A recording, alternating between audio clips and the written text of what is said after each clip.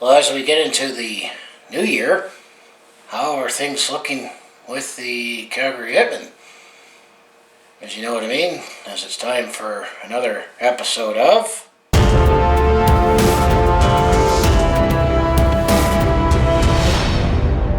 Hi there, it's Brett Hornby here, and welcome back to another episode of my Calgary Hitmen in 6. Here we are up to Season 4. This will be episode number 6, as it just works out that I did that recently with the Calgary Flames, and now the Calgary Hitmen. However, not as much with the Calgary Hitmen. They also actually have had some games postponed, as well as we'll get into in this video. But before I get into recapping how their previous 6 games, we're looking at games 25 to 30 in the 2021-22 WHL regular season. If you want to follow along with this Calgary sports fans journey, home of the Flames, Hitmen, and Roughnecks, just make sure you hit like and subscribe. And I forgot to add in the Stampeders. And I also have my other social media links down in the description below. So appreciate the like and subscribe both in my main channel as well as my Brett Hornby shorts on my second channel, where I put my short form content on there if you want to follow along with this Calgary sports fans journey. Well, the case with the Calgary Hitmen, there's a little more of a gap between episodes, as there was a Christmas break that's longer with the Western Hockey League, but they also had some time postponed that we'll get into in this video. So let's take a look at the games first before we get into other business. So game 25. This happened on Wednesday, December the 15th, as the Calgary Hitmen were taking on the Edmonton Oil Kings. This was at the Scotiabank Saddledome for a 7 p.m. puck drop. In the last couple of years, the Edmonton Oil Kings definitely have had our number. They've been a much stronger team. However, things did start off pretty fast with 2 quick goals in this one. First, the Edmonton Oil Kings scored at the 153-minute mark of the first period, as it was Dawson Seltz who got his 4th of the season. However, shortly after that, the Calgary Hitmen actually tied it up at the 208-minute mark of the first period. It was Bilal Nouri who got his 3rd of the season. So just like that, it was a 1-1 game already in the first 2 minutes of the first period.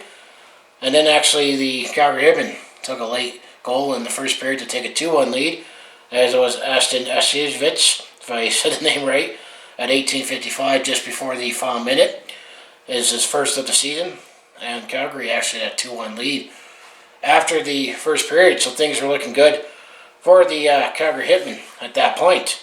There definitely were a lot of penalties in this one, as you expect with the Battle of Alberta, including it was Logan Donachuk who took a major for a check into the head. 5-minute penalty, and there were a few scrums, but that was the biggest penalty of this game. That is what you expect for Battle of Alberta. So going to the second period, the Calgary Hitmen up 2-1. Well, ultimately, there was only 1 goal in the second period, and that went to the Edmonton Oil Kings. It was Jacob Dimick who got his 12th of the season on a shorthanded just before the 16-minute mark. So it was a 2-2 game at that point, and that's how things stood after the second period, with the Calgary Hitmen and the Edmonton Oil Kings knotted up at 2. So going in the third period, ultimately it was the Edmonton Oil Kings that put this one away, as the first goal for the Edmonton Oil Kings happened just before the 4.5-minute mark of the third period. It was Jacob Boucher who got his 10th of the season to make it 3-2 for Edmonton. And then it was Jacob Dimick who got his 2nd of the season, 13th of the season, just before the 11-minute mark to make it 4-2 for Edmonton. And then it was Simon Kubiak who got his 10th of the season at 15-17 for making it 5-2. And ultimately it was the Edmonton Oil Kings who beat the Calgary Hitmen 5-2 in this one. And it was also the Edmonton Oil Kings who outshot the Calgary Hitmen 35-23 in this one. So leading the way for the Calgary Hitmen, there was no one who had a multi-point game for the Calgary Hitmen, but for the Edmonton Oil Kings was Jacob Dimick, who had 2 goals and an assist. And then he had Josh Williams, who had 3 assists for the Edmonton Oil Kings, and it was Jacob Boucher who got a goal and assist.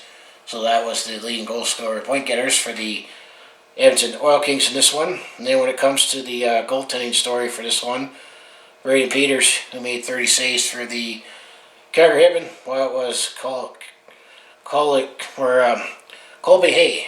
That name just, for some reason, didn't come out as I wanted to. He made 21 saves for the Edmonton Oil Kings, so things didn't start off good for the Calgary Hitmen for the first game of this recap. So the game 26, this was on Friday, December the 17th. The Calgary Hitmen were on the road to take on the Red Deer Rebels. This was a 7 p.m. puck drop at the PV Mart Centrium. So did things go better for the Calgary Hitmen in this one? Well, ultimately, this went to the Red Deer Rebels, as actually Red Deer did score the first goal of the game, as it wasn't until the 9:07 minute mark. It was Archie Baines who got his 14th of the season to make it 1-0 for Red Deer. And then after that goal, there was definitely a fighting major that happened. It was Matthew Sutter and for Calgary and Cal Ushutz who got a fighting major at 10:46 of the first period. But other than that, there was just regular penalties throughout the game until we get to the end of the game. There were some misconducts thrown out. But after all that, Red Deer had a 1-0 lead, and that's how things stood after the first period. Second period, there was actually no scoring, so Red Deer still had a 1-0 lead going into the third period. And in the third period, well, Red Deer scored a shorthanded goal 31 seconds in, as it was Blake Stevenson who got his 9th of the season to make it 2-0 for Red Deer. And then the Red Deer added another goal, this time when Ben King, his 18th of the season, at the 6:37 minute mark. So Red Deer took a 3-0 lead, and ultimately that's how this one ended, as Red Deer took this one 3-0. However, there was definitely a scrum that happened at the 19:38 minute mark of the third period, as Bilal Newry took a 10-minute misconduct, and Carter Anderson took a roughing penalty, as well Archie Baines took a 10-minute misconduct. So definitely some rough stuff to end off this game. But Red Deer ultimately won this one 3-0, and then leading the way for the Red Deer Rebels, there was Ben King, who had a goal and assist, as well as Archie Baines had a goal and assist. So those are the two players that had the multi-point game for the Red Deer Rebels. So when it comes to the goaltending story, this one, Brady Peters made 35 saves for Calgary, while it was Connor Unger who made 24 saves in the shutout for Red Deer, as it was Red Deer that outshot Calgary 38-24 in this one. So that was game 26 against the Red Deer Rebels. So game 27, this happened on Sunday, December the 19th, as the Calgary Hitmen were taking on the Red Deer Rebels again, but this time at home. I get the Scotiabank Saddledome. There's a 2 p.m. puck drop, and this was the last game before the winter break for the Calgary Hitmen. So did the Calgary Hitmen have better luck against the Red Deer Rebels this time at home? Well, at least it didn't start off quickly for the Calgary Hitmen, as once again Red Deer scored the first goal fairly early on a power play, as this one definitely had another rough tone to it, as Keegan Slaney took a major kneeing penalty 16 seconds into this game, so giving Red Deer an early power play, and as well as Blake Heward had a cross-check penalty, so Red Deer had an early 5-on-3 advantage. And they took advantage of Archie Baines, who scored his 15th of the season at 2:33 to make it 1-0 for Red Deer. So Red Deer was up early on penalty trouble by the Calgary Hitmen, as there definitely was some rough stuff that we'll get to later in this summary. However, Calgary at least did not get shut out in this game, as Calgary did tie it up late in the first period at 17-13, as it was Brandon Wynot got his third of the season on a power play. So it was a 1-1 game, and that's how things stood after the first period, 1-1. Early in the second period, there was definitely a fight in this one, as it was Matthew Sutter for Red Calgary and Carter Anderson were fighting at 3:47 of the second period. So definitely were some grudges that carried forward into this next game. However, the next goal of the game did not come until the 12:37 minute mark of the second period, as it was the Red Deer who made it 2-1 as they scored a power play goal, At 12:37 was Jane Gruby, who got her 6th of the season, to make it 2-1 for Red Deer at that point. However, a couple minutes later, as Calgary had a power play on their own, it was Blake Allen who scored his 3rd of the season at 14:47. So Calgary tied the game up at 2-2, and that's how things stood after the second period, with a 2-2 tie going into the 3rd period. After the rough stuff continued throughout the game, things did settle down a bit. However, Red Deer definitely committed a charging penalty, 5-minute major by Kaylin Lind in the 3rd period, that giving Calgary a 5-minute power play at the 11:20 minute mark of the 3rd period. However, there were no goals to report in the 3rd period, so as I like to say, this one needed overtime. In overtime, ultimately, that went to the Red Deer Rebels, as it was Ben King who scored his 19th of the season 57 seconds in, so ultimately the Red Deer Rebels win this one 3-2. But overtime, so at least the Calgary Hitmen salvaged the point in a rather rough weekend with the Red Deer Rebels. However, what was frustrating with this one, the Calgary Hitmen actually outplayed the Red Deer in this one, as they outshot the Red Deer Rebels 49-16 overall, including taking 26 shots in the 2nd period and outshooting the Red Deer Rebels 12-2 in the 3rd period. So the Calgary Hitmen definitely couldn't solve the goaltending in this one. So leading the way for the Calgary Hitmen was anyone with a multi-point game for the Calgary Hitmen. Actually, Blake Allen and Brandon Wynot each had a goal and assist. Then leading the way for the Red Deer Rebels was Archie Baines, who had a goal and assist. And Ben King was on a factor in all 3 goals for the Red Deer Rebels, with a goal and 2 assists, including scoring the game winner. Goaltending story of this game, well, it was actually Ethan Bonaventura who was in net for Calgary. He made 13 saves. Well, it was Connor Unger. He definitely was a wall for the Red Deer Rebels. He made 47 saves for Red Deer. So Red Deer definitely got the better weekend set leading into the winter break for the Calgary Hitmen. So that was their last game before Christmas. So after Christmas, for game 28, the next game for the Calgary Hitmen was against the Medicine Tigers. This was on Tuesday, December the 28th, as the Calgary Hitmen were at home. And this will be a 7 p.m. puck drop at the Scotiabank Saddledome. How did the Calgary Hitmen fare after having some time off for the holidays? Things actually did look pretty good for the Calgary Hitmen, but there was no scoring to report in the 1st period, so it was no score. But the Calgary Hitmen outshot the Medicine Tigers 13-4 in this one, so definitely been taking a lot of shots but not getting any goals. So going into the 2nd period, we had to wait until 9:34 of the 2nd period to get the game's first goal, and actually that went to the Calgary Hitmen, as it was Cale Zimmerman who scored his 8th of the season on the power play. So Calgary took a 1-0 lead, and that actually was the only goal of the 2nd period. So the Calgary Hitmen took a 1-0 lead going into the 3rd period.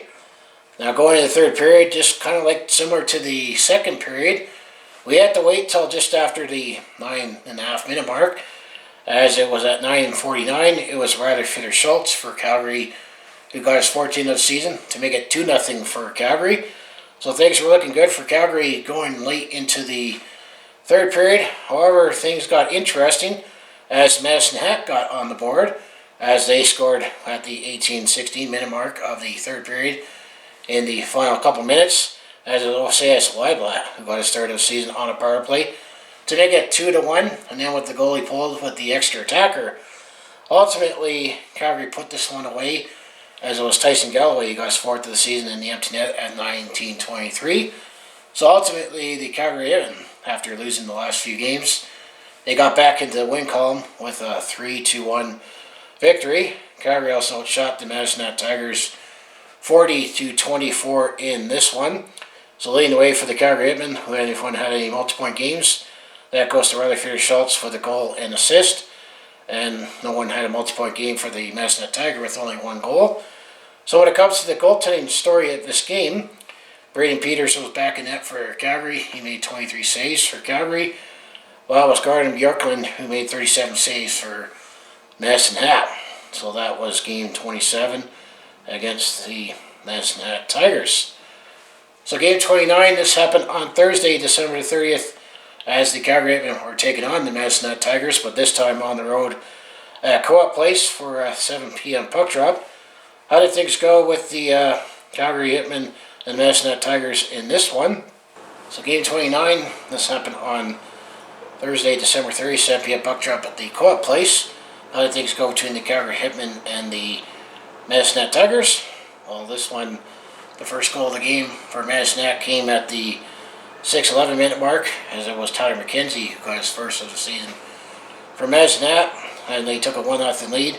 And actually, that's how things stood after the first period, as Medicine Hat had a 1-0 lead. Now going into the second period, Medicine Hat actually added to their lead on a power play at the 5:59 minute mark, as it was Noah Danielson who got his 8th of the season. This was just before the 6-minute mark, so Medicine Hat had a 2-0 lead at that point. However, Calgary was able to get on the board, as at the 9:02 minute mark, it was Graydon Shipman who got his 4th of the season. So Calgary now made it a 2-1 game for Medicine Hat, and that's how things stood after the second period, with Medicine Hat up 2-1.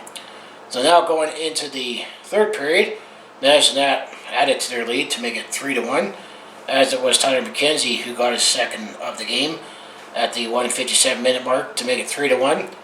As close as Calgary got to this one, they made it 3-2, as Zach Funk scored his 10th of the season at 13:43 to make it 3-2, but that was as close as it got, as ultimately the Calgary Hitmen, they lost this one 3-2 to the Medicine Hat Tigers, and Calgary once again, they outshot their opponent 43-22. So who led the way for the Calgary Hitmen? Well, Graydon Shipman, who got a goal and assist, as well as Maxim Mironov, who got 2 assists for the Calgary Hitmen. So those are 2 players that got multi-point games. Leading the way for the Medicine Hat Tigers, obviously, was Tyler McKenzie with the 2 goals. So now when it comes to the goaltending story of this game, it was Braden Peters who was net, who made 19 saves for Calgary, while it was Gordon Boyarkin who made 41 saves for the Medicine Hat Tigers. So he was busy again for the Medicine Hat Tigers, coming up with the victory. So that was game number 29, as the Calgary Hitmen wrapped up 2021 with a loss against the Medicine Hat Tigers. So game 30, this happened on Sunday, January 2nd, as the Calgary Hitmen were taking on the Medicine Hat Tigers again, as this time it was back at home against Scotiabank Cell, and it was a 1 p.m. puck drop. We'll talk about why the one game beforehand that was scheduled didn't happen. So how did the Calgary Hitmen do to open up 2022 against the Medicine Hat Tigers? Well, in the first period, you had a lot of offense in a short time, as the first goal of the game did not happen until the 11:43 of the first period, as it was Rutherford Schultz who got his 15th of the season to make it 1-0 for Calgary at that point. However, Medicine Hat, just under a minute later at 12:41, tied up the game. It was Oren Strom who got his 7th of the season to tie up the game at 1-1. And then it was Oseas Weisblatt at 13:33, made it 2-1 for Medicine Hat. So we had 3 goals in a 3-minute span in the first period, so now it was 2-1 for Medicine Hat. However, Rutherford Schultz got his 2nd of the game, 16th of the season, at the 18:39 minute mark to make it a 2-2 game, and that's how things stood after the first period. We had a 2-2 game. So now going into the third period, or second period I should say, with the game tied up at 2-2, Calgary actually got back up in front with a 3-2 lead, as it was Adam Kidd who scored on the power play, his 4th of the season at 8:34, and that was the only goal in the second period. So Calgary took a 3-2 lead going into the third period. Now going into the third period, there was definitely some rough stuff to highlight before we get into the third period, as at the 19:02 minute mark, there was a roughing by Zach Funk and took a 10-minute misconduct penalty as he was roughing with Rhett Parsons. So there was some rough stuff to wrap up the second period. So now going into the third period, still 3-2 for Calgary. Calgary added to their lead, as it was Blake Allen who got his 4th of the season at the 7:34 minute mark to make it 4-2 for Calgary, and ultimately it was the Calgary Hitmen. They won this one 4-2 to start off 2022 with a win, and they also shot the Medicine Hat Tigers 38-23 in this one. So leading the way for the Calgary Hitmen with a multi-point game was Ryder Fisher-Schultz with the 2 goals, and that was the only multi-point game for the Calgary Hitmen. No one had a multi-point game for the Medicine Hat Tigers. So when it comes to the goaltending story of this game, the Braden Peters made 21 saves for the Calgary Hitmen, while it was Gavin Bjorklund who made 34 saves for the Medicine Hat Tigers. So that was it for the 6 games. So after 30 games, the Calgary Hitmen, they are 13-12-3-2 with 3 overtime losses and 2 show losses. For 31 points, that puts them third in the Central Division. Now, the Calgary Hitmen have also had some games postponed for a couple of reasons. I already made a video on it, but the game that before the Medicine Hat Tigers game on January 2nd, the Calgary Hitmen were originally scheduled to take on the Lethbridge Hurricanes on Saturday, January the 1st. That would have been a 2 p.m. puck drop at the Scotiabank Saddledome, but that game got postponed because the Lethbridge Hurricanes are actually dealing with a COVID outbreak themselves. So that Lethbridge Hurricanes is shut down for a week, and then a couple more games that are postponed for the Calgary Hitmen, as they have 2 games that they were scheduled to play in Manitoba. Would have been on Friday, January 7th. The Calgary Hitmen would have been taking on the Brandon Wheat Kings at the Westobia Place, 6 p.m. puck drop. And then on Game 3 on Saturday, January 8th, the Calgary Hitmen would have been taking on the Winnipeg Ice, which would have been another test game. That would have been at the Wayne Fleming Arena, 6 p.m. puck drop. Those 2 games in Manitoba are postponed because of capacity restrictions in Manitoba. I think, if I understand, they can only allow 200 fans in attendance, so those games have been postponed. No word on when they're going to get rescheduled or if they're going to get rescheduled at all. So those are the games that were postponed for the Calgary Hitmen at this point. So if you take a look at the quick stats and standings, so leading point getter for the Calgary Hitmen after 30 games is Ryder Fisher-Schultz, who also leads the team in goals. He has 16 goals, 22 assists for 38 points. Second for the Calgary Hitmen after 30 games is Sean Shigell. He has 15 goals, 15 assists for 30 points. Adam Kidd is third in scoring. He has 4 goals, 15 assists for 19 points in 30 games. Zach Funk is fourth after 29 games. He has 10 goals, 8 assists for 18 points. Round of top 5 is Cale Zimmerman after 27 games. He has 8 goals, 5 assists for 13 points. So now when it comes to the goaltending, when it's definitely all Braden Peters at this point, as we'll get these columns in. They don't put these, the critical columns in when I look it up on the Hitman website, but Braden Peters in 26 games, he has 12-12 with 2 shutouts, with a .293 goals against average and a .905 save percentage. Anthony Brown Ventura has only played in 5 games. He has that 1 win, 285 goals against average and a 885 save percentage, but basically 90% of the time Braden Peters is the goaltender when it comes to the Calgary Hitmen. So now if you look at the standings throughout the league, start off out west in the U.S. division. Everett leads the way after 30. Everett Silvertips, after 33 games, they got 50 points. Second place is the Seattle Thunderbirds, 31 games, they have 41 points. And then third place is the Portland Winterhawks after 31 games.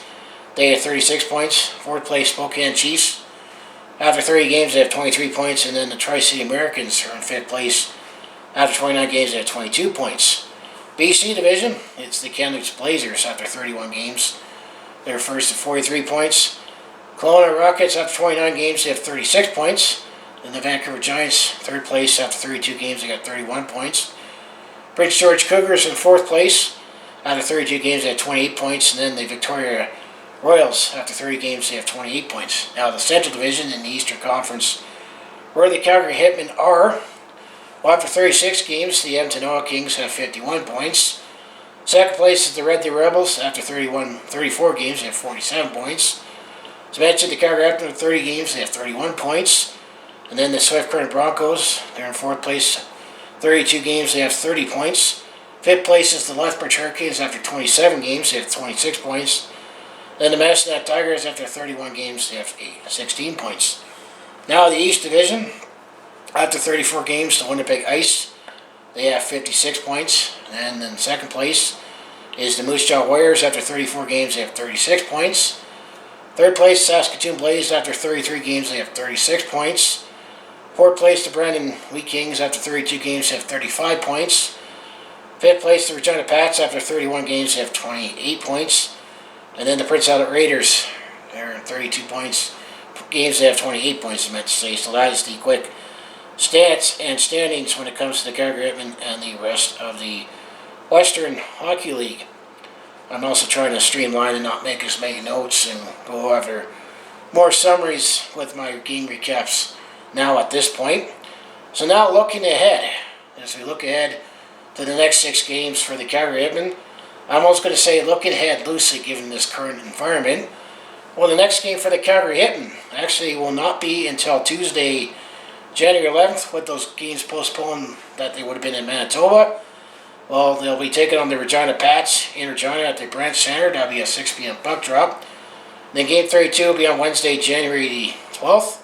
The Calgary Hitmen will be taking on the Moose Jaw Warriors in Moose Jaw at the Mosaic Place, 6 p.m. puck drop. The next home game for the Calgary Hitmen will not be for Game 33.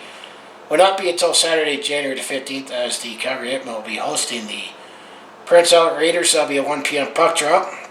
And then Game 34 on Sunday, January the 16th, the Calgary Hitmen will be hosting the Brandon Wheat Kings. That'll be a 4 p.m. puck drop at the Scotiabank Saddledome. Game 35 on Friday, January 21st. The Calgary Hitmen will be on the road. They'll be taking on the Swift Current Broncos at the Innovation Credit Union iPlex 7 p.m. puck drop. And then Game 36 will be on Sunday, January 23rd. The Calgary Hitmen will be back at home, taking on the Moose Jaw Warriors. That will be a 4 p.m. puck drop at the Scotiabank Saddledome. So that's how the Calgary Hitmen look at this point. Based on what I've seen for the Calgary Hitmen this season, it looks like they're going to be a 500 team for most of the season, with Edmonton and Red Deer being the top 2 teams in the Central Division. But we'll see if we get to the playoffs and if it'll be a Memorial Cup this year. We haven't had a playoffs in the Western Hockey League the last 2 years because of damn COVID. And you'd have to think that this eventually is going to end, right? And all this BS, but here we still are in 2022. But that is my Calgary Hitmen in 6. Looking at games 25 to 30, and even the Calgary Hitmen, they've had some games postponed, just like the Calgary Flames.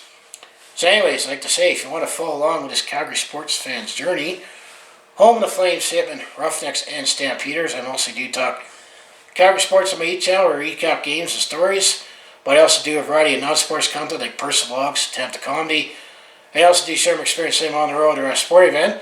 So if that all sounds like be interesting to watch, to follow along with this Calgary sports fans journey, you know what you do, just make sure you hit like, subscribe. I also have my other social links down in the description below, and I also do the odd vlog on the go, of course, with all my secondary content when I have time. And then of course I have my Brett Hornby shorts, where I put my short form content on there as well. So I appreciate the like, subscribe both here on my main channel as well as my second channel.